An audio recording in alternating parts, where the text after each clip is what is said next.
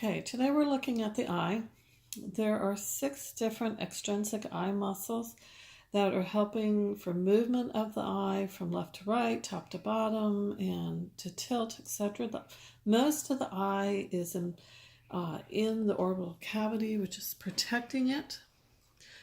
So very little of the eye do you actually see. Most of it is covered. The very front part of the eye, right here, this clear portion, is the cornea. And if we remove part of this so you can see a little better, the white portion around most of the eye, around the back of it, that is the sclera. So as we take apart the eye to look at it, this right here is the iris. That is a smooth muscle, so you don't have any control over when it contracts. That is what gives the color of your eye, whether you have blue eyes or brown eyes, and that's determined genetically what color it will be. So this is actually smooth muscle. Like I said, that is the iris. The hole right here, that is the pupil, and yes, it actually is a hole that's allowing the light into the eye itself.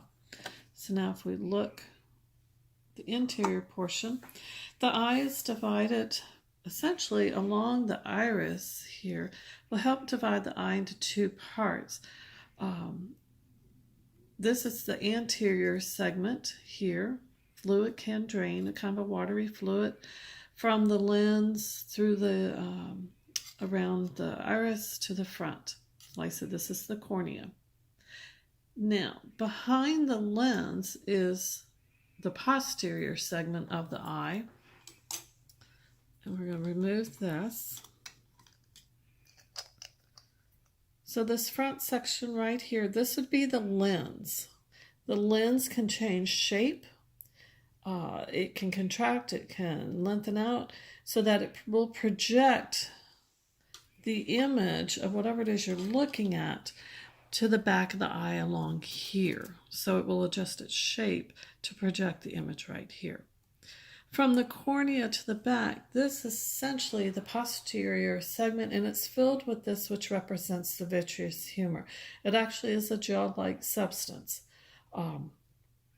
that helps the eye to keep its shape in the posterior segment.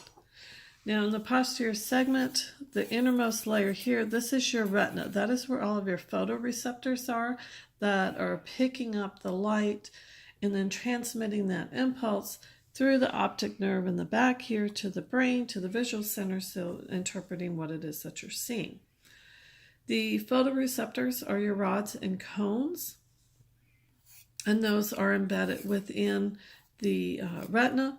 Most of the cones which allow you to see color are right along the back section here, and then on the sides are where most of the rods allow you to see black and white. So rods let you see black and white, cones let you see in color.